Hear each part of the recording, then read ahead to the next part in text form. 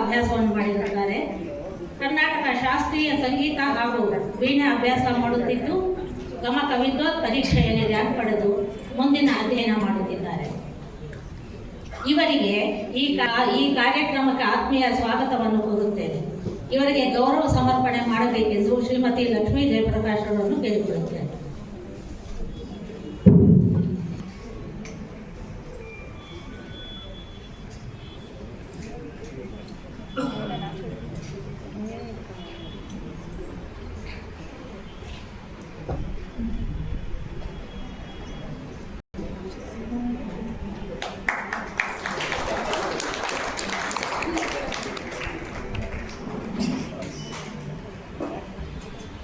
ತಾಯಿ ಶ್ರೀಮತಿ ಸರಳಾ ಸಿ.ಎಸ್. ಇವರ ವಿದ್ಯಾಭ್ಯಾಸವು ಸಿದ್ಧಾಗಂಗಾ ಮಹಾತಾಂತ್ರಿಕ ವಿದ್ಯಾಲಯ ತುಮಕೂರು ಟೆಲಿಕಮ್ಯುನಿಕೇಶನ್ ವಿಭಾಗದಲ್ಲಿ ಪದವಿದ್ದಾರೆ. Consultant doctor Sharath U, innovation specialist, Jayalalitha Bengaluru. ಮತ್ತು ಇವರು ಸಂಗೀತ ಜೂನಿಯರ್ ಪರೀಕ್ಷೆಯನ್ನು ಟಿ.ಕೆ. ಜಾಕ್ನಿಯವರ ಬಳಿ ತುಮಕೂರಿನಲ್ಲಿ ಅಭ್ಯಾಸ ಮಾಡಿ ಉತ್ತೀರ್ಣರಾಗಿದ್ದಾರೆ. ಹಾಗೂ ಸೀನಿಯರ್ ಪರೀಕ್ಷೆಯನ್ನು ಬೆಂಗಳೂರಿನ ಮಹತಿ ಸಂಗೀತ ಪಾಠಶಾಲೆ ಶ್ರೀಮತಿ ಉಮಾರ್ ಅವರ ಬಳಿಯಲ್ಲಿ ಅಭ್ಯಾಸ ಮಾಡಿದ್ದಾರೆ. ನೃತ್ಯ ಜೂನಿಯರ್ ಮತ್ತು ಸೀನಿಯರ್ ವಿಭಾಗವನ್ನು ಶ್ರೀ ರಾಜರಾಜೇಶ್ವರಿ ನೃತ್ಯ ಮಂದಿರದಲ್ಲಿ ಶ್ರೀಯುತ ಕೆ.ಎಂ. ರಾಮನ್ ಹಾಗೂ ಶ್ರೀಯುತ ಗಿರೀಶ್ ರಾಮನ್ ಅವರ ಬಳಿಯಲ್ಲಿ ಅಭ್ಯಾಸ ಮಾಡಿದ್ದಾರೆ. ಇದಲ್ಲದೆ ಗಮಕ ಪರೀಕ್ಷೆಯಲ್ಲಿ ಉನ್ನತ ಶ್ರೇಣಿಯಲ್ಲಿ ಉತ್ತೀರ್ಣರಾಗಿದ್ದಾರೆ. ಇವರು ಗಮಕದ ಗುರುಧರಂ ವಿಷ್ಣು ಶಶಿವರ್ಣಂ ಚತುರ್ಭುಜಂ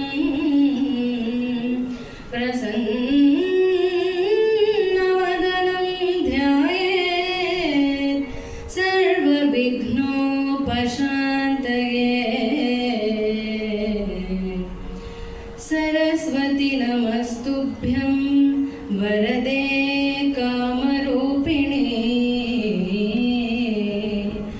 कथारम्भं करिष्यामि सिद्धिर्भवतु मे सदा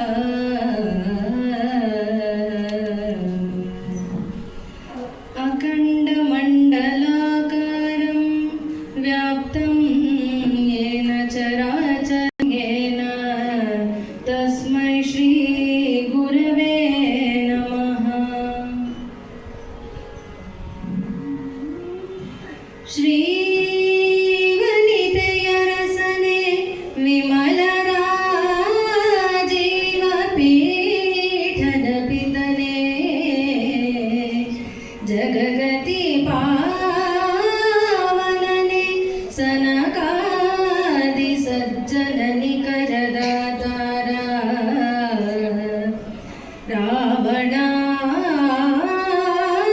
रावणासुरमथन श्रवण सुधा विनूतन कथन कारण काವುದಾನತ ಜನವ ಗದುಗಿನ ವೀರನಾರಾಯಣ ಆನತ ಜನವ ಕಾವುದು ಗದುಗಿನ ವೀರನಾರಾಯಣ.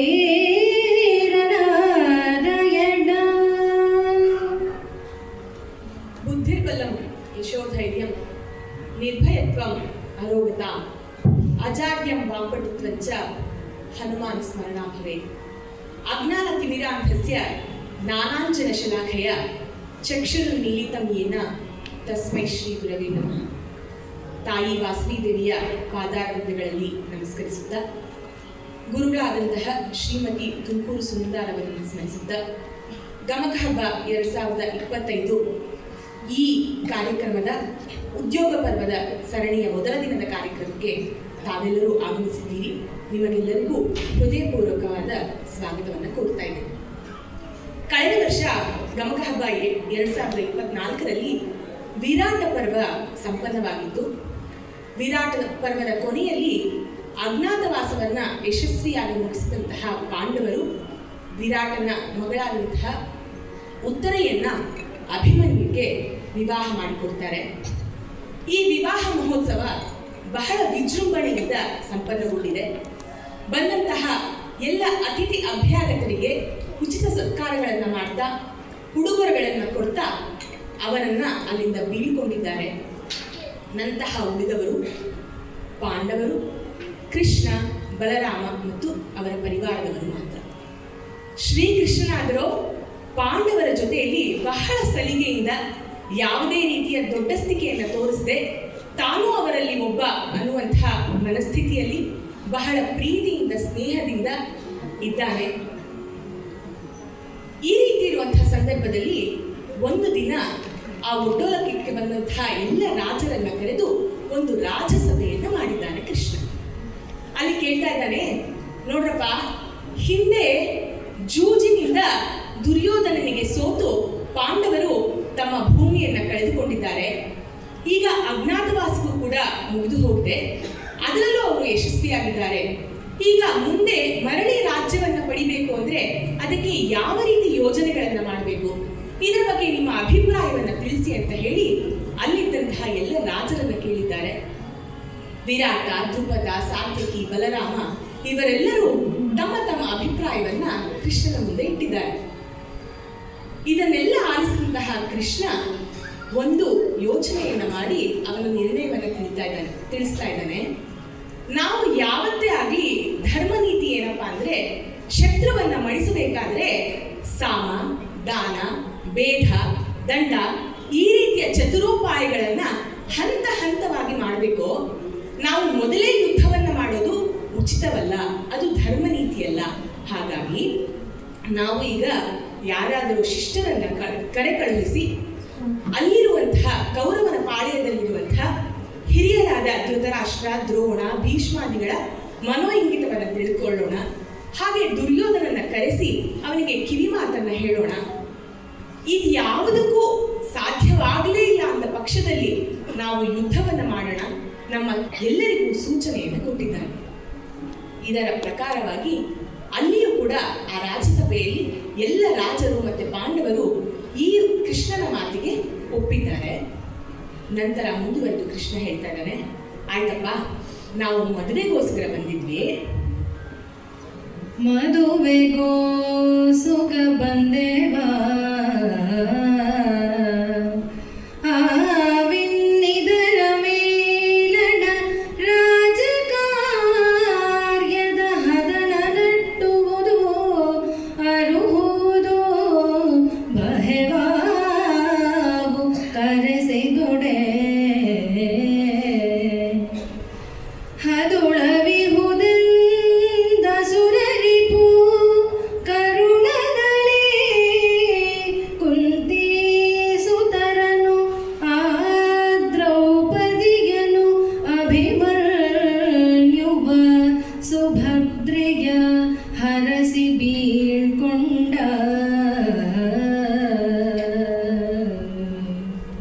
ನಾವು ಮದುವೆಗೋಸ್ಕರ ಅಂತ ಬಂದಿದ್ವಿ. ಈಗ ಆ ಕಾರ್ಯ ಸಂಪನ್ನವಾಗಿದೆ. ಹಾಗೆ ಒಂದು ರಾಜಸಭೆಯನ್ನ ಮಾಡಿ ಕೆಲವು ಸೂಚನೆಗಳನ್ನು ಕೂಡ ನಿಮಗೆ ಕೊಟ್ಟಿದ್ದೇನೆ.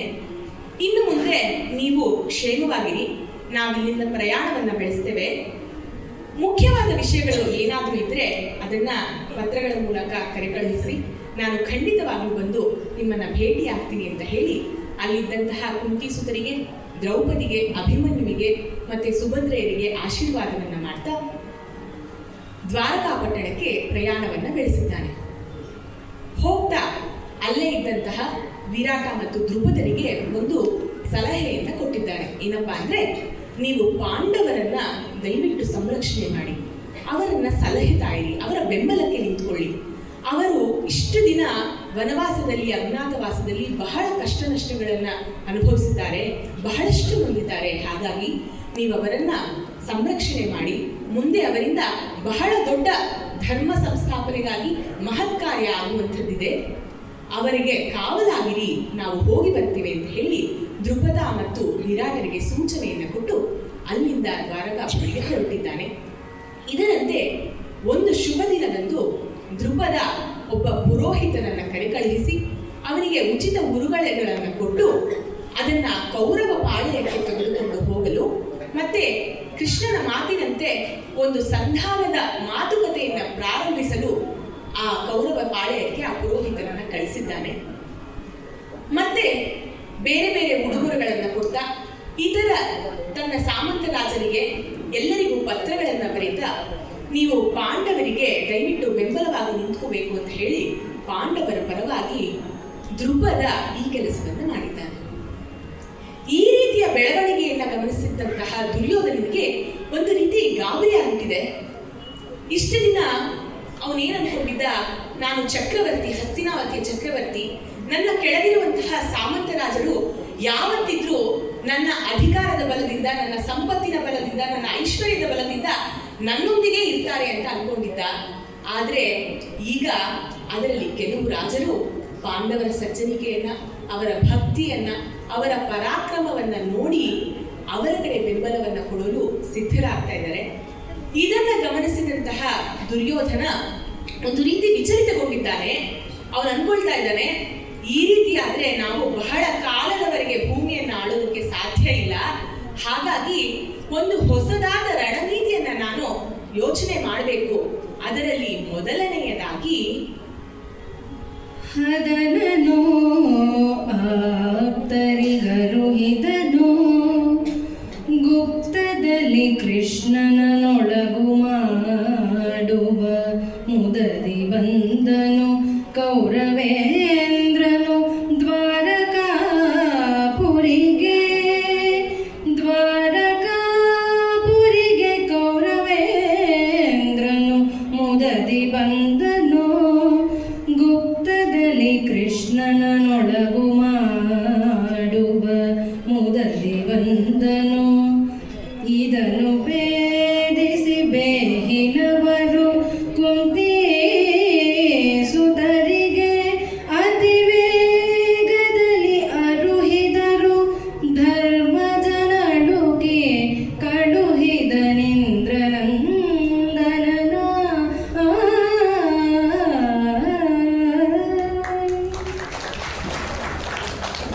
ಮೊದಲು ದುರ್ಯೋಧನ ಯೋಚನೆ ಮಾಡ್ತಾ ಇದ್ದಾನೆ, ಪಾಂಡವರಿಗೆ ಬಲ ಅಂತಂದ್ರೆ ಕೃಷ್ಣ. ಹಾಗಾಗಿ ನಾನು ರಹಸ್ಯವಾಗಿ ಹೋಗಿ ಶ್ರೀಕೃಷ್ಣನನ್ನ ಸಂಧಿಸಿದ್ರೆ, ಅವನನ್ನ ನನ್ನ ವಶ ಮಾಡಿಕೊಂಡು ಬಿಟ್ರೆ ಮುಂದೆ ಯಾವುದೇ ರೀತಿಯ ಸಂಕಟ ಅವನ ಮೇಲೆ ಬರೋದಿಲ್ಲ. ನಾನು ಬಹಳ ಸುಲಭವಾಗಿ ಪಾಂಡವರನ್ನ ಗೆಲ್ಲಬಹುದು ಅನ್ನುವಂತಹ ಯೋಚನೆಯನ್ನ ಮಾಡ್ತಾ ಇದನ್ನ ತನ್ನ ಆಪ್ತರಿಗೆ ಹೇಳ್ತಾ ಅಲ್ಲಿಂದ ನೇರವಾಗಿ ಹಸ್ತಿನಾವತಿಯಿಂದ ದ್ವಾರಕಾ ಪಟ್ಟಣಕ್ಕೆ ಬಂದಿದ್ದಾನೆ.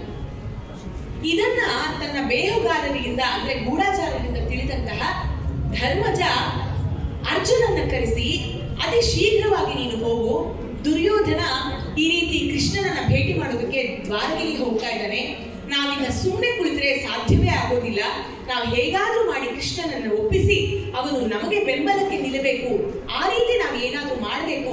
ಅರ್ಜುನ, ನೀನು ಪ್ರೀತಿ ಪಾತ್ರನಾದವನು, ನೀನು ನೇರವಾಗಿ ದ್ವಾರಕೆಗೆ ಹೋಗಿ ಕೃಷ್ಣನನ್ನ ಸಂಧಿಸಿ ಬಾ ಅಂತ ಹೇಳಿ ಅರ್ಜುನನಿಗೆ ಆಜ್ಞೆಯನ್ನ ಮಾಡಿದ್ದಾನೆ. ಧರ್ಮಜನ ಆಜ್ಞೆಗೆ ತಲೆಬಾಗಿದಂತಹ ಅರ್ಜುನ ಅಲ್ಲಿಂದ ನೇರವಾಗಿ ದ್ವಾರಕಾ ಪಟ್ಟಣಕ್ಕೆ ಪ್ರವೇಶವನ್ನ ಮಾಡಿದ್ದಾನೆ. ಬೀಳುಕೊಂಡರ್ಜುನನು ಲಕ್ಷ್ಮೀ ಲೋಲನಲ್ಲಿಗೆ ಬರುತ್ತ ಕಂಡನು ಲೀಲೆಗಲಿ ನರ್ತಿಸುವ ನವಿಲನು ಬನದೊಳಡ ಹಾಯ್ದು ಮೇಲೆ ಹಂಗನ ಬಲನ ಹರಿಣಿ ಜಾಲದೆಡನನು ತಿದ್ದುಬಳಿಯ ವಿಶಾಲ ಶಕುನವನಾಲಿಸುತ್ತ ಹರುಷದಲ್ಲಿ ನಡೆತಂದ. ದ್ವಾರಕಾ ಪಟ್ಟಣಕ್ಕೆ ಹೋಗುವ ದಾರಿಯಲ್ಲಿ ಅರ್ಜುನ ಒಂದು ವನವನ್ನ ಪ್ರವೇಶ ಮಾಡಿದ್ದಾನೆ. ಅಲ್ಲಿ ಹೋಗ್ತಾ ಪ್ರಕೃತಿಯ ಸೌಂದರ್ಯವನ್ನ ಸವಿಯುತ್ತಾ ಅರ್ಜುನ ಕೆಲವು ಪ್ರಕೃತಿಯ ವಿಸ್ಮಯಗಳಿಗೆ ಮತ್ತು ಕೆಲವು ಕುತೂಹಲಗಳಿಗೆ ಸಾಕ್ಷಿಯಾಗಿದ್ದಾನೆ. ಅವನು ಹೋಗ್ತಾ ಇರುವಂತಹ ದಾರಿಯಲ್ಲಿ ಅವನ ಬಲಗಡೆಯಲ್ಲಿ ಒಂದು ನರ್ತಿಸುವ ನವಿಲಿನ ಗುಂಪನ್ನು ನೋಡಿದ್ದಾನೆ. ಹಿಂದೆ ಕೂಡ ಕವಿ ಕುಮಾರವ್ಯಾಸ ಈ ರೀತಿಯ ಒಂದು ಶಕುನವನ್ನ ಹೇಳಿದ್ದಾರೆ. ಪಾಶುಪತಾಸ್ತ್ರವನ್ನು ಪಡೆಯುವಂತಹ ಸಂದರ್ಭದಲ್ಲಿ ಇಂದ್ರಕೀಲ ಪರ್ವತಕ್ಕೆ ಅರ್ಜುನ ಪ್ರಯಾಣವನ್ನು ಬೆಳೆಸಿದಂತಹ ಸಂದರ್ಭದಲ್ಲಿ ಇದೇ ರೀತಿಯ ನವಿಲಿನ ಗುಂಪೊಂದು ಅರ್ಜುನನ ಕಣ್ಣಿಗೆ ಬೀಳುತ್ತೆ. ಕವಿ ಹೇಳ್ತಾನೆ, ನೀಲಕಂಠನ ಮನದ ಬಯಕೆಯೇ ನೀಲಕಂಠನೇ ಬಲಕ್ಕೆ ಬಂದುದು. ಅಂದ್ರೆ ಇಲ್ಲಿ ನೀಲಕಂಠ ಅಂದ್ರೆ ಶಿವ. ಅಂದ್ರೆ ಶಿವನನ್ನ ಧ್ಯಾನ ಮಾಡ್ತಾ ಹೋಗ್ತಾ ಇದ್ದಂತ ಅರ್ಜುನನ ಕಣ್ಣಿಗೆ ನೀಲಕಂಠನಾದ, ಕಂಠದಲ್ಲಿ ನೀಲಿ ಬಣ್ಣವನ್ನ ಹೊಂದಿರುವಂತಹ ನವಿಲು ಕಂಡಿದೆಯಂತೆ. ಇದೊಂದು ಶುಭ ಶಕುನದ ಸಂಕೇತ. ಹಾಗೆ ಇಲ್ಲಿ ಕೂಡ ಬಲಗಡೆಗೆ ನರ್ತಿಸುವ ನವಿಲುಗಳು ಕಂಡಿವೆ. ಹಾಗೆ ಹಂಗದ ಪಕ್ಷಿಗಳು ಅಂದ್ರೆ ಒಂದು ರೀತಿಯ ಶಕುನದ ಪಕ್ಷಿಗಳು, ಅವು ಕೂಡ ಅರ್ಜುನನ ತಲೆ ಮೇಲೆ ಹಾರಾಡಿ ಹೋಗ್ತಾ ಇವೆ. ಎಡಗಡೆಯಲ್ಲಿ ಮುದ್ದಾದ ಜಿಂಕೆಗಳು ಸುಳಿದಾಡ್ತಾ ಇದ್ದವಂತೆ. ಇದನ್ನ ನೋಡಿದಂತಹ ಅರ್ಜುನನಿಗೆ ಒಂದು ರೀತಿಯಲ್ಲಿ ಸಕಾರಾತ್ಮಕ ಭಾವನೆಗಳು ಅವನ ಮನಸ್ಸಿನಲ್ಲಿ ಮೂಡಿವೆ. ಹೌದು, ನಾನು ಹೋಗ್ತಾ ಇರೋ ದಾರಿ ಸರಿ, ನಾನು ಹೋಗ್ತಾ ಇರುವಂತಹ ರಾಜಕಾರ್ಯ ಸಾಧ್ಯವಾಗುತ್ತೆ, ಕೃಷ್ಣನ ಆಶೀರ್ವಾದ ಮತ್ತೆ ಪ್ರಕೃತಿಯ ಆಶೀರ್ವಾದ ನನ್ನ ಮೇಲಿದೆ ಅಂತ ಹೇಳಿ ಒಂದು ಉನ್ನತವಾದ ಭಾವನೆಯ ಮೂಲಕ ದ್ವಾರಕಾ ಪಟ್ಟಣವನ್ನ ಪ್ರವೇಶ ಮಾಡ್ತಾ ಇದ್ದಾನೆ. ದ್ವಾರಕಾ ಪಟ್ಟಣದ ವಿಜೃಂಭಣೆಗೆ ಮತ್ತು ವೈಭೋಗಕ್ಕೆ ಅರ್ಜುನ ಸೋತು ಹೋಗಿದ್ದಾನೆ. ಅದನ್ನ ಹೊಗಳ್ತಾ ಹೇಳ್ತಾ ಇದ್ದಾನೆ. ಹೊಗಳುತ್ತರ್ಜುನನು ಅಸುರ ರಿಪುವಿನ ನಗರಿಗೈತಂದು, ಅರಮನೆಯ ಹೊಗಲು ಅಗಧರನು ಮಂಚದಲ್ಲಿ ನಿದ್ರಾಂಗನೆಯ ಕೇಳಿಯಲಿ, ಸೊಗಸು ಮಿಗಲು ಅರೆದೆರೆದಲು ಜನಯುಗಳ ಸಮತಳಿಸಿದ ಸುಷುಪ್ತಿಯ ಬಿಗುಹಿನಲಿ ಪರಮಾತ್ಮನೆಸೆದನು ಭ್ರಾಂತಿ ಯೋಗದಲ್ಲಿ.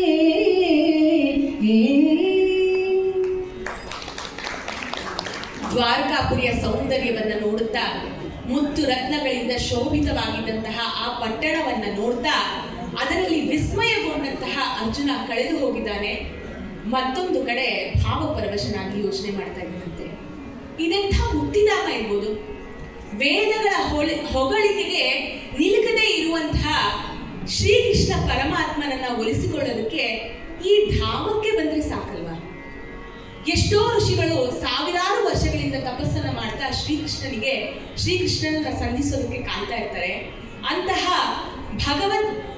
ಶ್ರೀಮಂತ ಪುರುಷ ನೆಲೆಸಿರುವಂತಹ ಈ ಧಾಮ ಶ್ರೇಷ್ಠವಾದ ಧಾಮ. ಇಲ್ಲಿ ಮುಕ್ತಿ ಕರತಲಾಮಲಕವಾಗಿದೆ. ನಾವು ಅಲ್ಲಿ ಹೋಗಿ ಆರ್ತ ಭಾವದಿಂದ, ಶುದ್ಧ ಭಕ್ತಿಯಿಂದ ಕೃಷ್ಣ ಅಂದ್ರೆ ಸಾಕು, ಮುಕ್ತಿ ನಮಗೆ ಸಾಧ್ಯವೋ ಸಾಧ್ಯ. ಅಂತಹ ಶ್ರೇಷ್ಠ ಧಾಮಕ್ಕೆ, ಭಗವಂತನಿರುವ ಸ್ಥಳಕ್ಕೆ ನಾನು ಹೋಗ್ತಾ ಇದ್ದೇನೆ ಅಂತ ಹೇಳಿ ಭಾವ ಪರವಶನಾಗಿ ಅವನು ನೇರವಾಗಿ ಶ್ರೀಕೃಷ್ಣನ ಅರಮನೆಯನ್ನ ಪ್ರವೇಶ ಮಾಡಿದ್ದಾನೆ. ಅಲ್ಲಿ ನೋಡಿದ್ದಾನೆ ಶ್ರೀಕೃಷ್ಣ ಭಗವಂತ ತನ್ನ ಮಂಚದ ಮೇಲೆ ನಿದ್ರಾಂಗನೆಯ ಕೇಳಿಯಲ್ಲಿ ಸುಷುಪ್ತಿಯ ಅವಸ್ಥೆಯಲ್ಲಿ ತಲ್ಲೀನನಾಗಿದ್ದಾನಂತೆ. ಅಂದ್ರೆ ಏನು?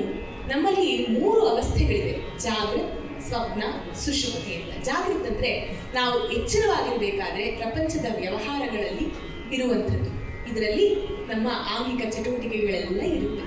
ಸ್ವಪ್ನ ಅಂದ್ರೆ ನಾವು ಕನಸಿನಲ್ಲಿ ನಾವು ಏನೇನು ಕಾಣ್ತೀವೋ ಅದು. ಇದರಲ್ಲಿ ನಮಗೆ ಯಾವುದೇ ರೀತಿ ಹಿಡಿತ ಇರೋದಿಲ್ಲ. ನಾವು ಅವ್ರ ಪರದೆ ಮೇಲೆ ಏನು ತೋರಿಸ್ತಾ ಇರ್ತಾರೋ ಅದನ್ನ ನೋಡ್ಕೊಂಡು ಹೋಗ್ತಾ ಇರ್ತೇವೆ ಅಷ್ಟೇ. ಅದು ನಮ್ಮ ಆಲೋಚನೆಗಳಿಗೆ ಹೊಂದಿರುವಂಥದ್ದು.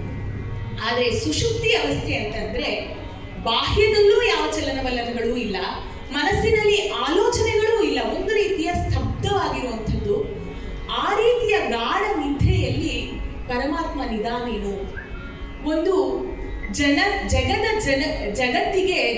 ಜಗತ್ತಿಗೆ ಈ ಪರಮಾತ್ಮ ಯೋಗ ನಿದ್ರೆಯಲ್ಲಿ ಮುಳುಗೋಗ್ಬಿಟ್ಟಿದ್ದಾನೆ ಅನ್ನುವಂತೆ ಭ್ರಾಂತಿ ಹುಟ್ಟಿಸುವಂತೆ ಶ್ರೀಕೃಷ್ಣ ಪರಮಾತ್ಮ ತನ್ನ ಮಂಚದ ಮೇಲೆ ಪಡಿಸಿದ್ದಾನೆ.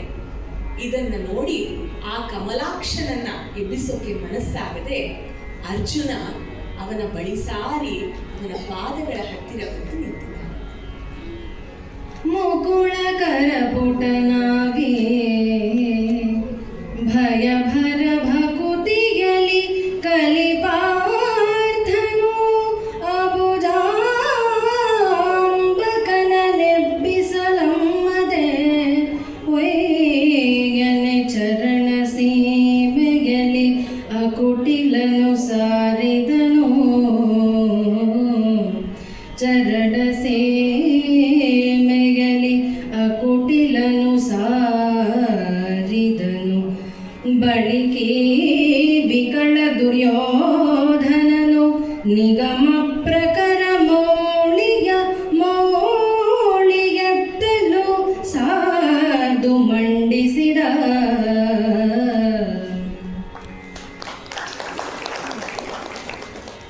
ಭಕ್ತಿಯಿಂದ ಪುಳಕಿತನಾದಂತಹ ಅರ್ಜುನ, ನಿನ್ನ ಚರಣದಾಸ ನಾನು ಅನ್ನುವ ಭಾವನೆಯಲ್ಲಿ ಕೃಷ್ಣನ ಪಾದಗಳ ಹತ್ತಿರ ಬಂದು ನಿಂತಿದ್ದಾನೆ. ಹಾಗೆ ಅದೇ ಸಮಯದಲ್ಲಿ ಬಂದಂತಹ ದುರ್ಯೋಧನ ವೇದಗಳ ರಾಶಿಯಂತಿದ್ದ ಶ್ರೀಕೃಷ್ಣನ ತಲೆಯ ಹತ್ತಿರ ಬಂದು ನಿಂತಿದ್ದಾನಂತೆ. ಇದೇ ಪ್ರಸಂಗವನ್ನು ನಾವು ಯಕ್ಷಗಾನ ಮತ್ತೆ ಬಯಲು ನಾಟಕಗಳಲ್ಲಿ ಸ್ವಲ್ಪ ವ್ಯತ್ಯಾಸದಿಂದ ನೋಡ್ತೇವೆ. ಅಲ್ಲಿ ಕೃಷ್ಣ ಇದೇ ರೀತಿ ತನ್ನ ಮಂಚದ ಮೇಲೆ ಪಬಡಿಸಿರ್ತಾನೆ. ಮೊದಲಿಗೆ ದುರ್ಯೋಧನ ಬರ್ತಾನೆ. ಬಂದು ಕೃಷ್ಣ ಮಲಗಿರೋದನ್ನ ನೋಡಿ ಚಕ್ರವರ್ತಿಯಾದ ತಾನು ಈ ಗೊಲ್ಲದ ಕಾಲ ಕೆಳಗೆ ಏನ್ ನಿಂತ್ಕೊಳ್ಳೋದು ಅಂತ ಹೇಳ್ಬಿಟ್ಟು ನೇರವಾಗಿ ಹೋಗಿ ಕೃಷ್ಣನ ತಲೆಯ ಹತ್ತಿರ ನಿಂತ್ಕೊಳ್ತಾನಂತೆ. ಅಷ್ಟು ದುರಹಂಕಾರ ಇತ್ತು. ಭಗವಂತ ಅನ್ನೋದನ್ನ ಲೆಕ್ಕಿಸದೆ ಆ ದುರ್ಯೋಧನ ಹೋಗಿ ಅವನ ತಲೆಯ ಹತ್ತಿರ ನಿಂತ್ಕೊಳ್ತಾನೆ. ಆದರೆ ನಂತರ ಬಂದಂತಹ ಭಕ್ತನಾದಂತಹ ಅರ್ಜುನ ಕೃಷ್ಣನ ಕಾಲ ಹತ್ತಿರ ಬಂದು ನಿಂತ್ಕೊಳ್ತಾನೆ. ಈ ರೀತಿಯ ವ್ಯತ್ಯಾಸವನ್ನು ನಾವು ಕಾಣ್ತೇವೆ. ಆದರೆ ಕವಿ ಕುಮಾರವ್ಯಾಸ ಇಲ್ಲಿ ಆ ಭಕ್ತ ಮತ್ತೆ ಭಗವಂತನ ನಡುವಿದ್ದಂತಹ ಅನ್ಯೋನ್ಯತೆ, ಕೃಷ್ಣನ ಹತ್ತಿರ ಎಲ್ಲೇ ನಿಂತ್ಕೊಂಡ್ರು ಅರ್ಜುನನಿಗೆ ಒಂದೇ. ತಲೆ ಹತ್ರ ಆದ್ರೂ ನಿಂತ್ಕೊಳ್ಳಿ, ಕಾಲ ಹತ್ರ ಆದ್ರೂ ನಿಂತ್ಕೊಳ್ಳಿ, ಆದ್ರೆ ಕೃಷ್ಣನ ಸಾಮೀಪ್ಯ ಒಂದೇ ಅರ್ಜುನನಿಗೆ ಬೇಕಾಗಿರೋದು. ಹಾಗಾಗಿ ಅವರಿಬ್ಬರ ಅನ್ಯೋನ್ಯತೆ ಅಷ್ಟು ಶ್ರೇಷ್ಠವಾದದ್ದು ಅನ್ನೋದನ್ನ ಕವಿ ಇಲ್ಲಿ ಚಿತ್ರಣ ಮಾಡಿಕೊಟ್ಟಿದ್ದಾನೆ. ಅನಂತರ ಸ್ವಲ್ಪ ಹೊತ್ತಿನ ನಂತರ ಎಚ್ಚರಿಗೊಂಡಂತಹ ಕೃಷ್ಣ ಪರಮಾತ್ಮ ಅವರಿಬ್ಬರನ್ನು ಒಟ್ಟಿಗೆ ನೋಡಿ, ಅರೆ ಇದೇನಿದು, ದುರ್ಯೋಧನ ಮತ್ತೆ ಅರ್ಜುನರು ಇಬ್ಬರು ಒಟ್ಟಿಗೆ ನನ್ನನ್ನು ನೋಡ್ಲಿಕ್ಕೆ ಬಂದಿದ್ದಾರಲ್ಲ ಅಂತ ಹೇಳಿ ಮೊದಲು ಅವರಿಗೆ ಸ್ವಾಗತವನ್ನು ಕೋರಿ ನಂತರ ಅವರಿಗೆ ವೀಳ್ಯವನ್ನು ಕೊಟ್ಟಿದ್ದಾನೆ. ಮೊದಲಿಗೆ ಹಿರಿಯನಾದಂತಹ ದುರ್ಯೋಧನನಿಗೆ ತಾಂಬೂಲವನ್ನು ಕೊಟ್ಟು ನಂತರ ಕಿರಿಯನಾದ ಅರ್ಜುನನಿಗೆ ತಾಂಬೂಲವನ್ನು ಕೊಟ್ಟಿದ್ದಾನೆ. ಇದೊಂದು ನೀತಿ. ಮೊದಲು ಸಭೆಯಲ್ಲಿ ಯಾರು ಹಿರಿಯರಿರ್ತಾರೆ ಅವರಿಗೆ ವೀಳ್ಯವನ್ನು ಕೊಡಬೇಕು, ನಂತರ ಕಿರಿಯರಿಗೆ ಕೊಡಬೇಕು ಅನ್ನೋದೊಂದು ನೀತಿ. ಆ ಸಂಪ್ರದಾಯವನ್ನು ಕೂಡ ಕೃಷ್ಣ ಇಲ್ಲಿ ಪಾಲನೆಯನ್ನು ಮಾಡಿದ್ದಾನೆ. ಆನಂತರ ಎಲ್ಲರೂ ವೀಳ್ಯವನ್ನು ಸೇರಿಸ್ತಾ ಕೃಷ್ಣ ಬಹಳ ವಿನೋದವಾಗಿ ಕೌರವನನ್ನು ಕೇಳ್ತಾ ಇದ್ದಾನೆ. ಏನಪ್ಪಾ, ಚಕ್ರವರ್ತಿ ಹಸ್ತಿನಾವತಿಗೆ ಚಕ್ರವರ್ತಿಯಾದಂತಹ ನೀನು ಸಾಮಂತರಾದ ನಮಗೆ ಯಾದವ ಸಾಮಂತರ ನಮ್ಮ ಮನೆಗೆ ಇಷ್ಟು ದೂರ ನೀನು ಪ್ರಯಾಣ ಬೆಳೆಸಿದ್ಯಲ್ಲ, ಏನು ಸಮಾಚಾರ ಅಂತ ಹೇಳಿ ಬಹಳ ವಿನೋದವಾಗಿ ದುರ್ಯೋಧನನ್ನ ಕೇಳಿದ್ದಾನೆ.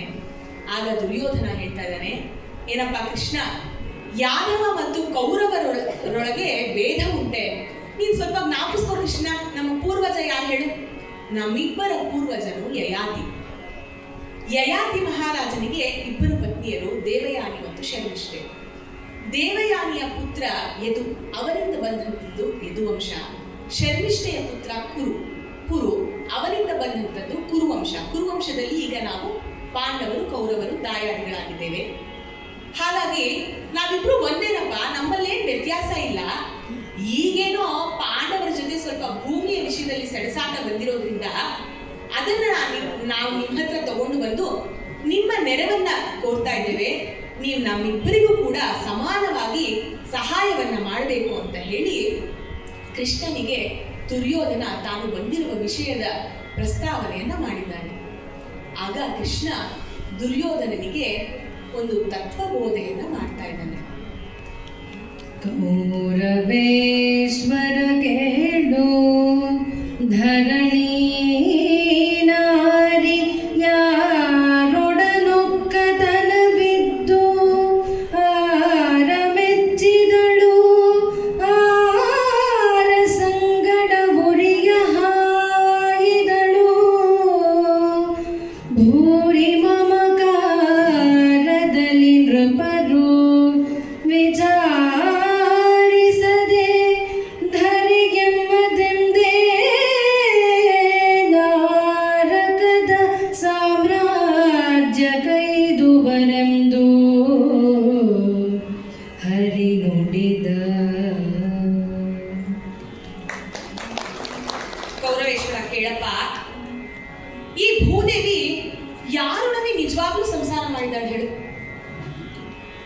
ಯಾರ ರಾಜರು ಯುದ್ಧದಲ್ಲಿ ಸತ್ತು ಹೋದ್ರು ಅಂತ ಹೇಳಿ ತಾನು ಸಹಗಮನ ಮಾಡಿದಾಳೆ, ಹೇಳ್ಬಿಡು ನೋಡೋಣ.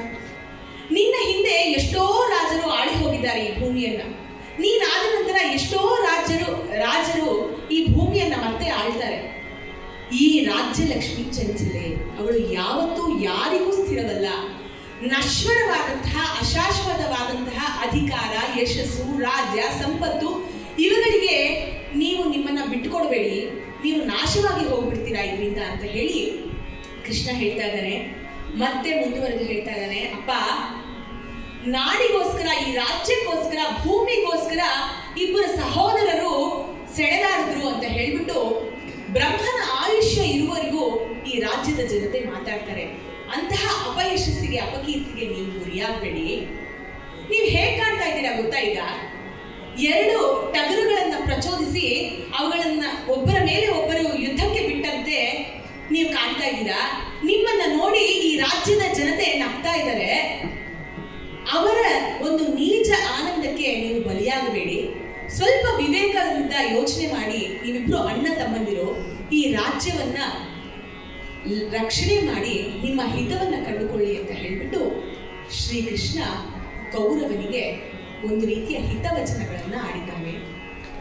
ಇದರಿಂದಂತಹ ಕೋಪಗೊಂಡ ದುರ್ಯೋಧನ ಹೇಳ್ತಾ ಇದ್ದಾನೆ, ಅವಧರಿಸು ಮುರವೈರಿ, ಧರ್ಮಾಧರ್ಮ ಶ್ರವಣಗೋಸ್ಕರ ಬಂದೆ ಬಾರೆ ವಾವ್ ಅಂತ ಹೇಳಿ ಕೃಷ್ಣನಿಗೆ ಹೇಳ್ತಾ ಇದ್ದಾನೆ.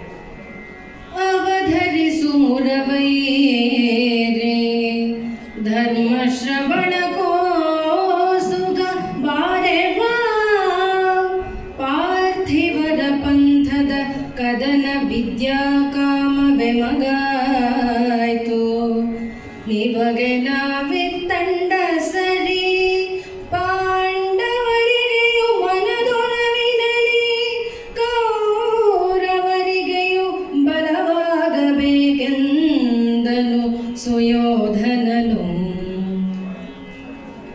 ಮುರವೈರಿ, ಕೇಳು, ನಾವೇನು ಈ ಧರ್ಮಾಧರ್ಮ ಶ್ರವಣಗಳನ್ನ ಕೇಳಕ್ಕೆ ಬಂದಿಲ್ಲ, ನಿನ್ನ ಹಿತವಚನಗಳನ್ನ ಕೇಳಕ್ಕೆ ಇಲ್ಲಿ ಬಂದಿಲ್ಲ. ಸರಿಯಾದ ತಪ್ಪು ಯಾವುದು ಅನ್ನೋದು ನಮಗೂ ಗೊತ್ತು. ಆದ್ರೆ ಕ್ಷತ್ರಿಯರಾದ ನಾವು ಭೂಮಿಗೋಸ್ಕರ ಯುದ್ಧ ಮಾಡೋದು ಬಹಳ ಸಹಜ. ಹಾಗಾಗಿ ನಾವು ಯುದ್ಧವನ್ನ ನಿಶ್ಚಯ ಮಾಡಿಕೊಂಡು ನಿನ್ನ ಹತ್ರ ಬಂದಿದ್ದೀವಿ. ಈಗ ನಿನ್ನ ಕೆಲಸ ಏನು ಅಂತಂದ್ರೆ, ಇಬ್ಬರ ಪಾಳ್ಯಕ್ಕೂ ನೀನು ಸಮಾನವಾಗಿ ನೆರವು ಕೊಡಬೇಕು, ಸಮಾನವಾದ ಸಹಕಾರವನ್ನು ಕೊಡಬೇಕು. ಅದು ನಿನ್ನ ಕೆಲಸ, ನೀನು ಅದನ್ನ ಮಾಡು ಸಾಕು ಅಂತ ಹೇಳಿ ಸ್ವಲ್ಪ ಖಾರವಾಗಿ ದುರ್ಯೋಧನ ಕೃಷ್ಣನಿಗೆ ಹೇಳಿದ್ದ. ಆಗ ಈಗ ದುರ್ಯೋಧನ ತನ್ನ ನಿರ್ಣಯವನ್ನು ತಿಳಿಸಿದ ನಂತರ ತಾಂಬೂಲವನ್ನ ಮೆಲ್ತಿದ್ದಂತಹ ಕೃಷ್ಣ ಅರ್ಜುನನ ಕಡೆ ತಿರುಗಿ ಅವನ ಅಭಿಪ್ರಾಯವನ್ನು ಕೂಡ ಕೇಳಕ್ಕೆ ಇಷ್ಟಪಟ್ಟಿದ್ದಾನೆ. ಆಗ ಅರ್ಜುನ, ಹೌದು ಹೌದು ಕೃಷ್ಣ, ದುರ್ಯೋಧನನ ಅಭಿಪ್ರಾಯವೇ ನನ್ನ ಅಭಿಪ್ರಾಯವು. ಇದು ಯಾವ ರೀತಿಯಿಂದಲೂ ಸಾಧ್ಯವಾಗದೇ ಇರುವಂತಹ ವಿಷಯ. ಹಾಗಾಗಿ ಯುದ್ಧ ಮಾಡೇ ನಾವು ಭೂಮಿಯನ್ನ ಮರಳಿ ಪಡಿತೀವಿ. ದುರ್ಯೋಧನನ ಅಭಿಪ್ರಾಯವೇ ನನ್ನ ಅಭಿಪ್ರಾಯ. ಆದರೆ ಯಾವ ರೀತಿಯಲ್ಲಿ ಯುದ್ಧವನ್ನ ಮಾಡಬೇಕು ಅಂತ ನೀನು ಹೇಳ್ತೀಯೋ ಆ ರೀತಿ ನಾವು ಮಾಡ್ತೇವೆ. ನಮಗೆ ಬೇರೆ ಸ್ವಾತಂತ್ರ್ಯ ಇಲ್ಲ.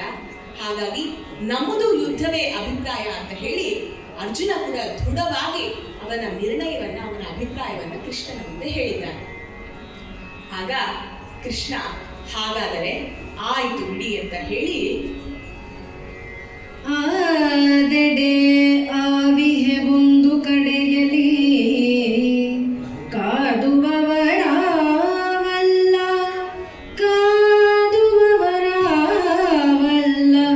ಆವಿಹೆ ಒಂದು ಕಡೆಯಲಿ, ಬಲನೊಳು ಯಾದವರು ಕೃತವರ್ಮ ನಾರಾಯಣ ಮಹಾಸೇನೆ, ಕಾದುವವರಿವರೊಂದು ದೆಸೆ ಎರಡಾದುದು ಇವರೊಡು ಮೆಚ್ಚಿದುದ, ನೀನಾದರಿಸಿ ವರಿಸೆಂದು ಪಾರ್ಥಂಗೆ ಅಸುರರಿಪು ನುಡಿದ. ನಿಮ್ಮಿಬ್ಬರ ಅಭಿಪ್ರಾಯವು ಒಂದೇ ಆಗಿದ್ರೆ ನನ್ನ ನಿರ್ಣಯವನ್ನು ಕೇಳ್ಬಿಡಿ. ನಾನು ಒಂದು ಕಡೆಯಲ್ಲಿ ಇರ್ತೇನೆ, ಯಾವುದೇ ಯುದ್ಧವನ್ನ ಮಾಡಲ್ಲ, ಯಾವುದೇ ಶಸ್ತ್ರವನ್ನ ಹಿಡಿಯೋದಿಲ್ಲ. ಮತ್ತೊಂದು ಕಡೆಯಲ್ಲಿ ಯಾದವರು, ಕೃತವರ್ಮ ಮತ್ತೆ ನಾರಾಯಣ ಮಹಾಸೇನೆ ಇವುಗಳಿರುತ್ತೆ. ನಿನಗೆ ಯಾವುದು ಇಷ್ಟ ಬರುತ್ತೋ ಆ ಆಯ್ಕೆಯನ್ನು ನೀನು ಮಾಡು ಅಂತ ಹೇಳಿ ಅರ್ಜುನನಿಗೆ ಕೃಷ್ಣ ಹೇಳಿದ್ದಾನೆ. ಇದೇ ಪ್ರಸಂಗವನ್ನ ನಾವು ಯಕ್ಷಗಾನಗಳಲ್ಲೂ ನೋಡ್ತೇವೆ. ಅವ್ರು ಹೇಳ್ತಾರೆ, ಕಾಲ ಹತ್ತಿರ ನಿಂತಂತಹ ಅರ್ಜುನನನ್ನ ಕಣ್ಣು ತೆರೆದ ತಕ್ಷಣ ಕೃಷ್ಣ ಮೊದಲು ನೋಡಿದ್ದಾನೆ. ಹಾಗಾಗಿ ಅವನಿಗೆ ಆ ಅವಕಾಶವನ್ನ ಮೊದಲ ಆಯ್ಕೆಯ ಅವಕಾಶವನ್ನ ಕೃಷ್ಣ ಅರ್ಜುನನಿಗೆ ಕೊಟ್ಟಿದ್ದಾನೆ. ಆದರೆ ಇಲ್ಲಿ ಕವಿ ಕುಮಾರವ್ಯಾಸ ಭಾರತ ಅವ ಯಾವ ವಿವರಣೆಗೂ ಹೋಗದೆ ನೇರವಾಗಿ ಪಾರ್ಥನಿಗೆ ಕೃಷ್ಣ ಈ ಆಯ್ಕೆಯ ಅವಕಾಶವನ್ನು ಕೊಟ್ಟಿರೋದ್ರ ಬಗ್ಗೆ ಹೇಳ್ತಾ ಇದ್ದಾನೆ. ಆಗ ಅರ್ಜುನ ಬಹಳ ದೃಢವಾಗಿ ತನ್ನ ನಿರ್ಧಾರವನ್ನು ತಿಳಿಸ್ತಾ ಇದ್ದಾನೆ. ಮೂರಮಥನ ಚಿತ್ತೈಸೋ ಕೌರವರ ರಸನತಿ ಸಿರಿವಂತನು ಇದ ಸಂತರಿಸಲಾಪನು ಬಹಳ ಯಾದವ ಸೈನ್ಯ ಸಾಗರವ ಬಹಳ ಯಾದವ ಸೈನ್ಯ ಸಾಗರವ ಸಂತರಿಸಲಾಪನು ಕೌರವರ ರಸನು ಧರೆಯ ಸಂಪದವಿಲ್ಲದೆ ಅಡವಿಯ ತಿರುಗರ ಇನಿ ಬರನು ಸಲೆ ಸಂತರಿಸಲಾಪೆವೆ ಕೃಷ್ಣ ಕೃಷ್ಣ ಕೃಷ್ಣ ನೀನೇ ಸಾಕು ನೀನೇ ಸಾಕು ಕೃಷ್ಣ ನಮಗೆಂದ.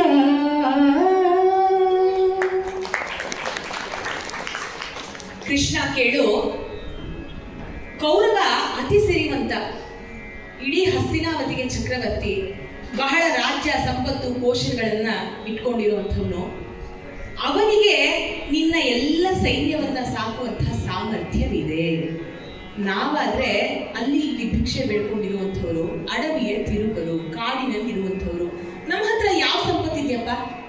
ನಮ್ಮ ಹತ್ರ ಆ ಸೈನ್ಯದ ಅವರನ್ನೆಲ್ಲ ಸಾಕುವಷ್ಟು ಸೌಲಭ್ಯವೂ ಇಲ್ಲ, ಶಕ್ತಿಯೂ ಇಲ್ಲ, ನಮಗೆ ಗೊತ್ತೂ ಇಲ್ಲ. ಹಾಗಾಗಿ ಕೃಷ್ಣ, ನಮಗೆ ನೀನೇ ಸಾಕು, ನೀನು ಯುದ್ಧ ಮಾಡದೇ ಇದ್ರೂ ಪರವಾಗಿಲ್ಲ, ನೀನೊಬ್ಬ ನಮ್ಮ ಜೊತೆ ಇದ್ರೆ ಸಾಕು ಅಂತ ಹೇಳಿ ಅರ್ಜುನ ತನ್ನ ನಿರ್ಧಾರವನ್ನ ನೇರವಾಗಿ ಕೃಷ್ಣನಿಗೆ ತಿಳಿಸಿದ್ದಾನೆ. ಇಲ್ಲಿ ಕವಿ ನೀನೇ ಸಾಕು ಅನ್ನೋದನ್ನ ಎರಡು ಧ್ವನಿಯಲ್ಲಿ, ಎರಡು ಭಾವದಲ್ಲಿ ಮಾತನಾಡಿದ್ದಾನೆ. ನೀನೇ ಸಾಕು ಅಂದ್ರೆ ಸಕಲ ಐಶ್ವರ್ಯವನ್ನ ಕೊಟ್ಟರೂ ಅದು ನನಗೆ ಬೇಡ. ಕೃಷ್ಣ ಪರಮಾತ್ಮ ನೀನೇ ಸಕಲ ಜೀವದ ಒಡೆಯ, ಹಾಗಾಗಿ ನೀನೇ ಸಾಕಪ್ಪ, ನಮಗೆ ಬೇರೆ ಯಾವುದರ ಅವಶ್ಯಕತೆಯೂ ಇಲ್ಲ. ನೀನೊಬ್ಬ ಇದ್ರೆ ನಮಗೆ ಎಲ್ಲವೂ ಇದ್ದ ಹಾಗೆ, ನಾವು ನಿನಗೆ ಶರಣು ಅಂತ ಹೇಳಿ ಒಂದು ರೀತಿಯ ಆರ್ದ್ರತೆಯಿಂದ ಶ್ರೀಕೃಷ್ಣ ಪರಮಾತ್ಮನಿಗೆ ಶರಣಾಗತನಾದಂತಹ ಅರ್ಜುನನ ಭಾವವನ್ನು ನೋಡ್ತೇವೆ. ಮತ್ತೊಂದೆಡೆಯಲ್ಲಿ ಕೃಷ್ಣ, ನಮ್ಮ ಹತ್ರ ಏನೂ ಇಲ್ಲ, ಇವತ್ತು ನಾವು ಅಡವಿಯ ತಿರುಕರು, ನಮ್ಮ ಜವಾಬ್ದಾರಿ ನಿನ್ನದು, ನೀನೇ ಸಾಕಬೇಕು, ನೀನೇ ನಮ್ಮನ್ನ ಕಾಪಾಡಬೇಕು, ನೀನೇ ನಮ್ಮ ಉದ್ಧಾರವನ್ನ ಮಾಡಬೇಕು, ನಮ್ಮ ಅಳಿವು ಉಳಿವಿನ ಎಲ್ಲ ಜವಾಬ್ದಾರಿಗಳು ನಿನ್ನದೇ ಅಂತ ಹೇಳಿ ಅರ್ಜುನ ತನ್ನ ಎಲ್ಲ ಒಂದು ಮನಸ್ಸಿನ ದುಗುಡಗಳನ್ನ, ನಿರ್ಧಾರಗಳನ್ನ ಕೃಷ್ಣನಿಗೆ ಸಮರ್ಪಣೆ ಮಾಡಿಬಿಟ್ಟು ತಾನು ನಿಶ್ಚಿಂತವಾಗಿದ್ದಾನಂತೆ. ಹೀಗೆ ಭಕ್ತನಾದವನು ಭಗವಂತನಲ್ಲಿ ಸರ್ವತೋಮುಖವಾಗಿ ಸಮರ್ಪಣೆಗೊಂಡ ಮೇಲೆ ಅವನು ನಿಶ್ಚಿಂತನಾಗ್ತಾನೆ ಅನ್ನೋದಕ್ಕೆ ಈ ಒಂದು ಪದ್ಯ ಬಹಳ ವಿಶಿಷ್ಟವಾದ ಉದಾಹರಣೆಯಾಗುತ್ತೆ. ಅನಂತರ ಇದನ್ನ ಕೇಳಿಸಿಕೊಂಡಂತಹ ದುರ್ಯೋಧನ ಅವನು ಮನಸ್ಸಿನ ಒಳಗೊಳಗೆ ಸಂತೋಷ ಪಟ್ಟಿದ್ದಾನೆ. ಇಷ್ಟು ಹೊತ್ತು ಏನನ್ಕೊಂಡಿದ್ದ, ಮೊದಲಿಗೆ ಅವಕಾಶವನ್ನು ಪಡೆದಂಥವನು ಅರ್ಜುನ, ಅವನಿನ್ನೆಲ್ಲಿ ಈ ಅಕ್ಷೋಹಿಣಿ ಸೈನ್ಯಗಳನ್ನೆಲ್ಲ ಕೇಳ್ಬಿಡ್ತಾನೋ, ತಾನು ಮತ್ತೆ ಅದಕ್ಕಾಗಿ ಇನ್ನೆಷ್ಟು ಸೆಣಸಾಡಬೇಕಾಗುತ್ತೋ ಅಂತ ಹೇಳಿ ಒಂದು ರೀತಿಯ ಯೋಚನೆಯನ್ನ ಮಾಡ್ತಾ ಇದ್ದ. ಆದರೆ ಈಗ ಕೃಷ್ಣನನ್ನ ಆರಿಸಿಕೊಂಡಂತಹ ಅರ್ಜುನನ ಮೂರ್ಖತೆಯನ್ನ ನೋಡಿ ದುರ್ಯೋಧನನಿಗೆ ಇದು ಮೂರ್ಖತೆ ಅನಿಸಿದೆ. ಅದನ್ನ ನೋಡಿ ಅವನು ಅನ್ಕೊಂಡಿದ್ದಾನೆ, ಒಳ್ಳೆಯದೇ ಆಯ್ತು ಬಿಡು, ಕೃಷ್ಣ ಮೊದಲಿಗೆ ಅರ್ಜುನನಿಗೆ ಅವಕಾಶ ಕೊಟ್ಟಿದ್ದು ಒಳ್ಳೆಯದೇ ಆಯಿತು, ನನಗೆ 11 ಅಕ್ಷೋಹಿಣಿ ಸೈನ್ಯ ಸಿಕ್ಕಿದೆ, ಅಷ್ಟಷ್ಟು ಬಲಿಷ್ಠರಾದಂತಹ ಮಹಾರಥಿಗಳು ನನಗೆ ಸಿಕ್ಕಿದ್ದಾರೆ, ಹಾಗಾಗಿ ಒಳ್ಳೆಯದಾಯಿತು, ನಾನು ಬಂದ ಉದ್ದೇಶ ಸಾರ್ಥಕವಾಯಿತು ಅಂತ ಮನಸ್ಸಿನಲ್ಲಿ ಅಂದ್ಕೊಂಡು ಹೊರಗೆ ಮಾತಾಡ್ತಾ ಇದ್ದಾನೆ. ಮರೆಯ ಮಾತುಗಳಿಗೆ ಕೃಷ್ಣ ಯಾಕಪ್ಪ ಮುಚ್ಚುಮರೆ ಮಾಡ್ತೀಯಾ ಅಂತ ಹೇಳಿ ಮಾತಾಡ್ತಾ ಇದ್ದಾನೆ. ಮರೆಯ ಮಾತುಗಳಿಗೆ ಪಾಂಡವರೆರಗ ನಿಮ್ಮಲಿ ಹಿರಿದು ಪಾರ್ಥಗೆ ಮರುಗುವಿರಿ ಹಿರಿದಾಗಿ ಮನಮೆಚ್ಚುಂಟು ನಿಮ್ಮೊಳಗೆ ಉರುವ ಕಾರ್ಯಕ್ಕೆ ತಡೆಯಲಾವೆ ಹೊರಗು ಸಾಗಂತಿರಲಿ ನೀ ಹೊಕ್ಕಿರಿಯಲಾಗದು ಕೃಷ್ಣ ಕೃಷ್ಣ ನೀ ಹೊಕ್ಕಿರಿಯಲಾಗದು ಎಂದನು ಕೌರವರ ರಾಯ.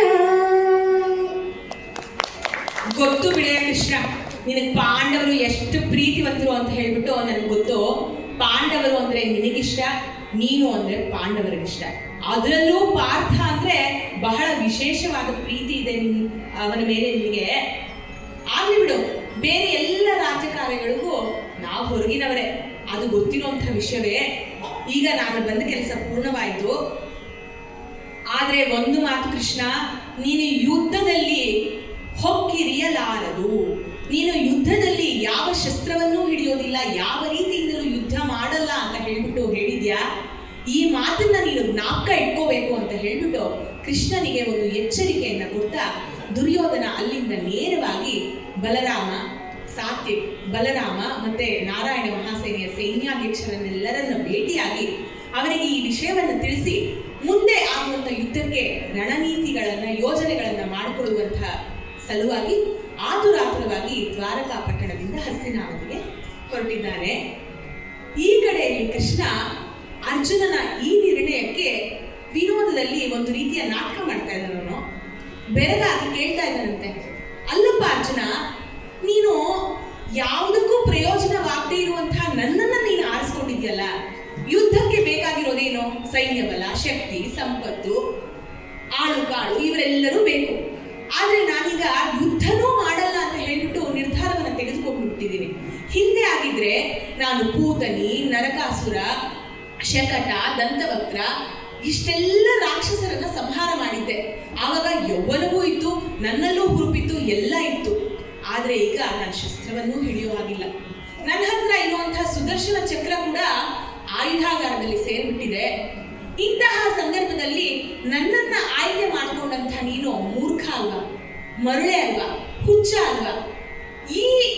ಈ ಪರಿಸ್ಥಿತಿ ನಿನ್ನದು ಹೆಂಗಾಗಿದ್ಯಪ್ಪ ಅಂತಂದ್ರೆ, ಸುರಗಿಯನ್ನ ಬಿಸುಟು ಸುರಗಿಯನು ಬಿಸುಡು ಮೊರೆಯ ನಂಗೆ ಕರೆಸಿದಂದದಲ್ಲಿ ಆಹವದ ದುರಭರದ ಯಾದವ ಬಲವನುಲ್ಲದೆ ಮಂದಮತಿಯಾಗಿ ಮರುಳೆ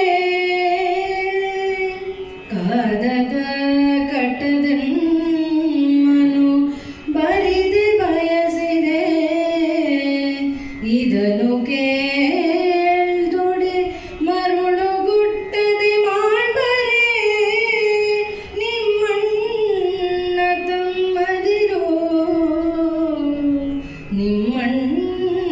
ತಮ್ಮದಿರೋ ಮರುಳು ಗುಟ್ಟದೆ ಮಾಡ್ಬರೆ.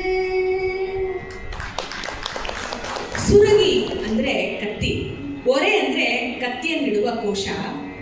ಅಲ್ಲಪ್ಪ, ನೀನು ಯುದ್ಧಕ್ಕೆ ಬೇಕಾಗಿರುವಂತಹ ಚೂಪಾದ ಕತ್ತಿಯನ್ನ ಬಿಸಾಕಿ ಅದರ ಓರೆಯನ್ನ ಇಟ್ಟುಕೊಂಡಂಗೆ ಯುದ್ಧದಲ್ಲಿ ಕಾದಾಡುವಂತಹ ಆ ಸೈನ್ಯವನ್ನೆಲ್ಲ ಬಿಟ್ಟು ಅದನ್ನೆಲ್ಲ ದುರ್ಯೋಧನನಿಗೆ ಕೊಟ್ಟು ಕೇವಲ ನನ್ನನ್ನ ಆಯ್ಕೆ ಮಾಡ್ಕೊಂಡಿದ್ಯಲ್ಲ. ನಿನ್ನ ಈ ನಿರ್ಧಾರವನ್ನ ನೋಡಿ ನಿನ್ನ ಅಣ್ಣ ತಮ್ಮಂದ್ರೆ ನಗೋದಿಲ್ವಾ? ಯಾಕಿದರ ಮಾಡಿದೆ ಅಂತ ನಿನ್ನ ಪ್ರಶ್ನೆಯನ್ನ ಕೇಳೋದಿಲ್ವಾ? ನಿನಗೆ ಸ್ವಲ್ಪ ಆದ್ರೂ ಬುದ್ಧಿ ಬೇಡವಾ ಕೃಷ್ಣ, ಅರ್ಜುನ ಅಂತ ಹೇಳಿ ಕೃಷ್ಣ ಪರಮಾತ್ಮ ವಿನೋದವಾಗಿ ಅವನ ನಿರ್ಧಾರವನ್ನ ಪ್ರಶ್ನೆ ಮಾಡ್ತಾ ಇದ್ದಾರೆ. ಇವನು ನಿಜವಾಗಿಯೂ ಮನಪೂರ್ವಕವಾಗಿ ನನ್ನನ್ನು ಒಪ್ಕೊಂಡಿದ್ದಾನ ಅಥವಾ ಇನ್ನೆಲ್ಲಾದರೂ ಅವನ ಮನಸ್ಸಿನಲ್ಲಿ ಸಂಶಯ ಇದೆಯಾ ಅನ್ನೋದನ್ನ ಸಣ್ಣದಾಗಿ ಕೃಷ್ಣ ಪರೀಕ್ಷೆ ಮಾಡ್ತಾ ಇದ್ದಾನೆ. ಇದನ್ನ ಕೇಳಿದ ತಕ್ಷಣ ಗಹಗಹಿಸಿ ನಕ್ಕಂತಹ ಅರ್ಜುನ ಹೇಳ್ತಾನೆ, ಏನಪ್ಪ ಕೃಷ್ಣ, ನೀನು ಯಾರ ಹತ್ತಿರ ನಿನ್ನ ಮನಸ್ಸನ್ನ ಮರೆಮಾಚಿಸ್ತಾ ಇದೆಯಾ? ನಾನು ನಿನ್ನ ಗರಡಿಯಲ್ಲೇ ಬೆಳೆದಿರುವಂತಹ ಶಿಷ್ಯ. ನಿನ್ನ ಎಲ್ಲ ವೃತ್ತಿಗಳು ನನಗೆ ಗೊತ್ತು, ನನಗೆ ಗೋಚರವಾಗಿದೆ. ಹಿಂದೆ ಅಕ್ಷಯಾಂಬರ ಪ್ರಕರಣದಲ್ಲಾಗ್ಬೋದು ಅಥವಾ ದೂರ್ವಾ ಸಾಹಿತ್ಯ ಪ್ರಕರಣದಲ್ಲಾಗ್ಬೋದು ನಮ್ಮ ಹತ್ರ ಏನೂ ಇರಲಿಲ್ಲ. ಕರೆದಿದ್ದ ತಕ್ಷಣ ಓಡಿ ಬಂದು ನಮಗೆ ಸಹಾಯವನ್ನ ಮಾಡಿದ್ಯಾ. ಅಂತಹ ಎಲ್ಲ ಸಂದರ್ಭಗಳಲ್ಲೂ ನಿನ್ನ ಅನುಪಮವಾದ ಆಶ್ರಯದ ಕರುಣೆಯ ಫಲ, ಅದರ ಮಹತ್ವತೆ ನಮ್ಮ ಎಲ್ಲ ಅಣ್ಣ ತಮ್ಮಂದಿರಿಗೆ, ದ್ರೌಪದಿಗೆ ಎಲ್ಲರಿಗೂ ಗೊತ್ತಿದೆ, ಅದು ಅರಿವಿಗೆ ಬಂದಿದೆ. ಹಾಗಾಗಿ ನನ್ನ ಈ ನಿರ್ಧಾರದ ಬಗ್ಗೆ ಯಾರೂ ಪ್ರಶ್ನೆಯನ್ನು ಮಾಡಲ್ಲ. ಅವರಿನ್ನ ಬಹಳಷ್ಟು ಸಂತೋಷವನ್ನೇ ವ್ಯಕ್ತಪಡಿಸ್ತಾರೆ. ನನಗೆ ಅದರ ಬಗ್ಗೆ ಸ್ವಲ್ಪವೂ ಅಳುಕಿಲ್ಲ ಅಂತ ಹೇಳ್ಬಿಟ್ಟು ಸ್ಪಷ್ಟವಾದ ರೀತಿಯಲ್ಲಿ ಅರ್ಜುನ ತನ್ನ ನಿರ್ಧಾರವನ್ನ ಕೃಷ್ಣನಿಗೆ ತಿಳಿಸಿದ್ದಾನೆ. ಇದರಿಂದ ಹರ್ಷಗೊಂಡಿದ್ದಾನಂತೆ ಕೃಷ್ಣ. ಆನಂತರ ಅರ್ಜುನನ ಕುರಿತು ಹೇಳ್ತಾ ಇದ್ದೇನೆ, ಅಲ್ಲಪ್ಪ, ನಾನಂತೂ ಇವಾಗ ಶಸ್ತ್ರವನ್ನ ಸೈನ್ಯವನ್ನ ಏನು ತರೋ ಹಾಗಿಲ್ಲ. ನಾವು ಬರಿ ಕೈಯಲ್ಲಿ ಬರುವರು. ಹಾಗಾಗಿ ನಾವಲ್ಲಿ ಯುದ್ಧಕ್ಕೆ ಬಂದು ಏನ್ ಮಾಡ್ಬೇಕಪ್ಪ? ನಾವಲ್ಲಿ ಯಾರ ಹಂಗಿನಲ್ಲೂ ಇರೋದಕ್ಕೆ ಇಷ್ಟಪಡೋದಿಲ್ಲ. ನೀವೇನೋ ನನ್ನ ದೇವರು ಅಂತ ಹೇಳ್ಬಿಟ್ಟು ಅಟ್ಟದ ಮೇಲೆ ಇಟ್ಟಿದ್ದೀರಾ, ಆದ್ರೆ ಖಂಡಿತವಾಗ್ಲೂ ನನ್ನಲ್ಲಿ ಯಾವ ದೈವತ್ವವೂ ಇಲ್ಲ. ನಾನು ನಿಮ್ಮ ರೀತಿಯಲ್ಲಿ ಒಬ್ಬ ಸಾಮಾನ್ಯ ಮನುಷ್ಯನೇ. ಹಾಗಾಗಿ ನನಗೆ ಯಾವುದಾದರೂ ಒಂದು ಕೆಲಸವನ್ನ ನಿರ್ಣಯಿಸು, ಅದನ್ನ ನಾನು ಮಾಡಿಕೊಂಡಿರ್ತೇನೆ. ಇಲ್ಲ ಅಂದ್ರೆ ನಾನು ಇದ್ದು ಬಿಡ್ತೇನೆ. ಆ ಥರ ಆಗೋಕ್ಕೆ ಇಷ್ಟ ಇಲ್ಲ. ನಾನು ಯಾವುದೇ ರೀತಿಯಲ್ಲಿ ನಿನಗೆ ಸಹಾಯ ಮಾಡೋಕ್ಕೆ ಇಷ್ಟಪಡ್ತೇನೆ. ನನಗೆ ಯಾವುದಾದ್ರೂ ಒಂದು ಕೆಲಸವನ್ನ ನಿರ್ಣಯಿಸು ಅಂತ ಹೇಳಿ ಕೃಷ್ಣ ಅರ್ಜುನನಿಗೆ ಬಹಳ ವಿನಯತೆಯಿಂದ ಕೇಳಿದ್ದಾನೆ. ಆಗ ಕೃಷ್ಣ ಒಂದು ರೀತಿ ಅವನಿಗೆ ಮೈಯೆಲ್ಲ ರೋಮಾಂಚನಗೊಂಡಿದೆ. ಅವನು ಹೇಳ್ತಾ ಇದ್ದಾನೆ, ದೇವ ಮಾತ್ರವೇ ನೀವು, ದೇವರೊಡೆಯರೋ ಹೊಗಳುವರೆ ವೇದಾವಳಿಗಳವಲ್ಲ.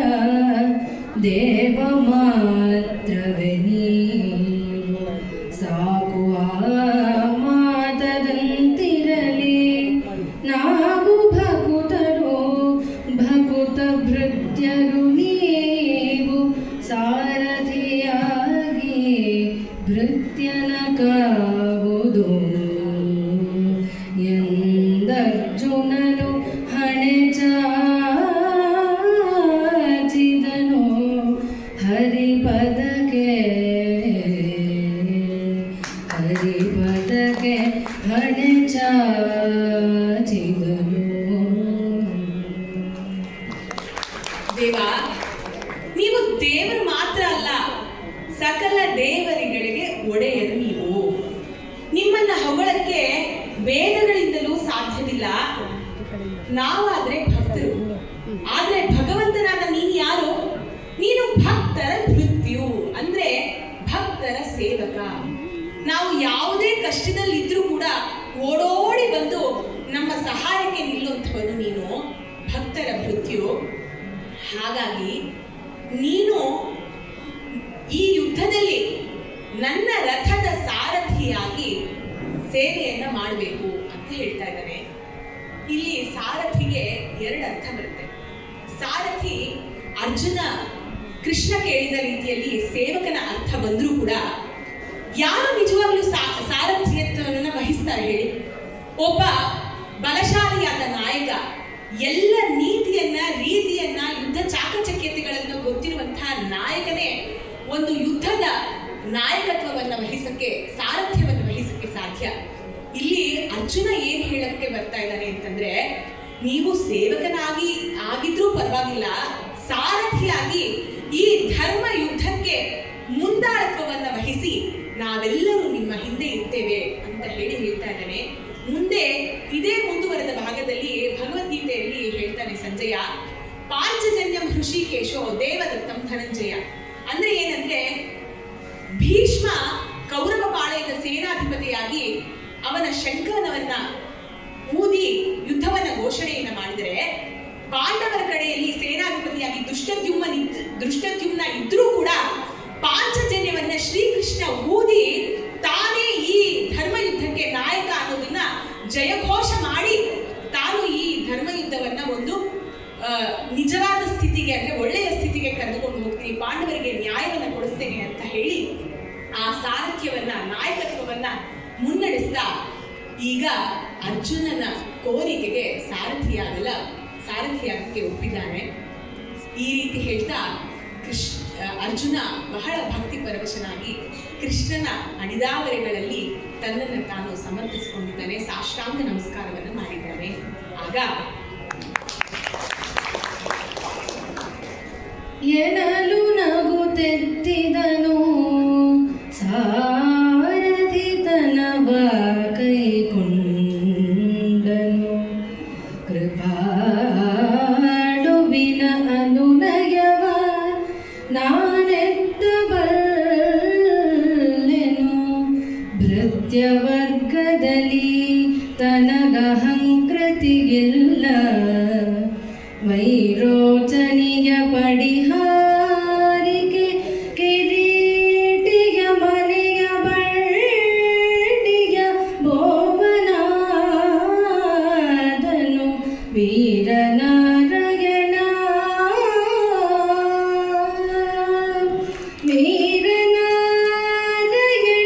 ಕಿರೀಟಿಯ ಮನೆಯ ಬಳ್ಳಿಯ ಬೋವನಾದನು.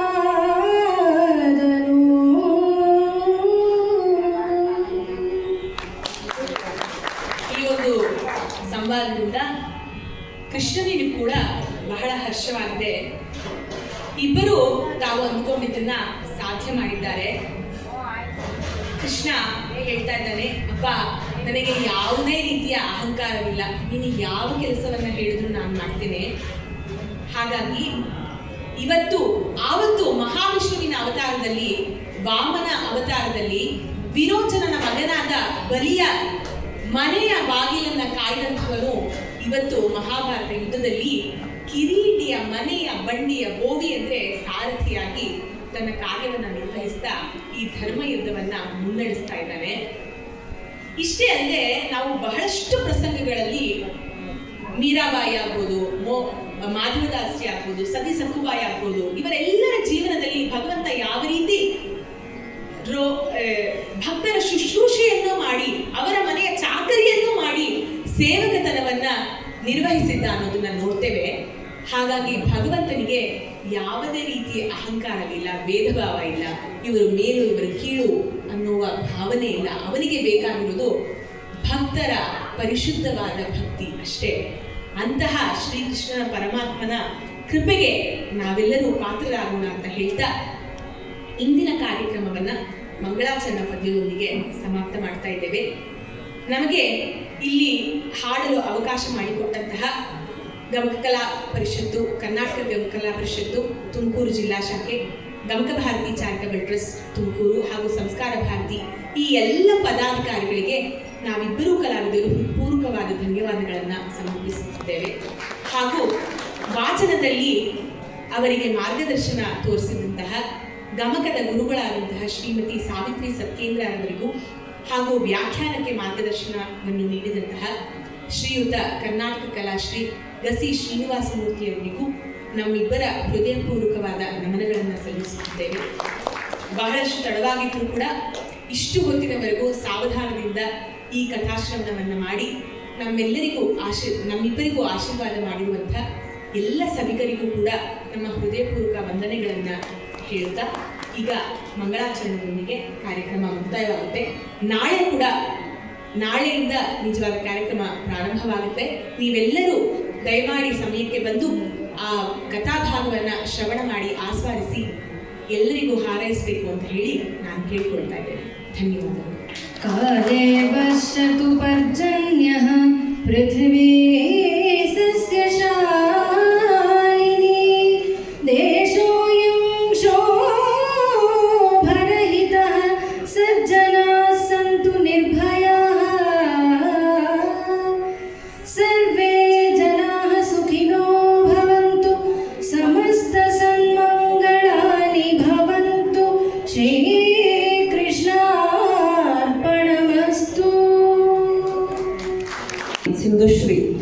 ತುಮಕೂರು ಇವರಿಗೆ ನಿಮ್ಮೆಲ್ಲರ ಪರವಾಗಿ ತುಂಬ ಹೃದಯದ ಧನ್ಯವಾದಗಳು. ಅದೇ ರೀತಿ ಪ್ರಬುದ್ಧ ವ್ಯಾಖ್ಯಾನವನ್ನು ಮಾಡಿದಂತಹ ಶ್ರೀಮತಿ ವೇದಾ ಭಾರದ್ವಾಜ ತುಮಕೂರು ಇವರಿಗೂ ಕೂಡ ನಿಮ್ಮೆಲ್ಲರ ಪರವಾಗಿ ತುಂಬ ಹೃದಯದ ಧನ್ಯವಾದಗಳು. ಇದೀಗ ಕನ್ಯಕಾ ಪರಮೇಶ್ವರಿ ಅಮ್ಮನವರಿಗೆ ಮಂಗಳಾರತಿ ಇದೆ, ಪ್ರಸಾದ ವಿತರಣೆ ಇದೆ. ಎಲ್ಲರೂ ಕೂಡ ಮಂಗಳಾರತಿಯನ್ನ ಸ್ವೀಕರಿಸಿ ಪ್ರಸಾದವನ್ನು ಸ್ವೀಕರಿಸಿ ಹೋಗಬೇಕು ಅಂತ ಕೇಳಿಕೊಳ್ತಾ ಇದ್ದೇವೆ. ಹಾಗೆ ನಾಳಿನ ಕಾರ್ಯಕ್ರಮ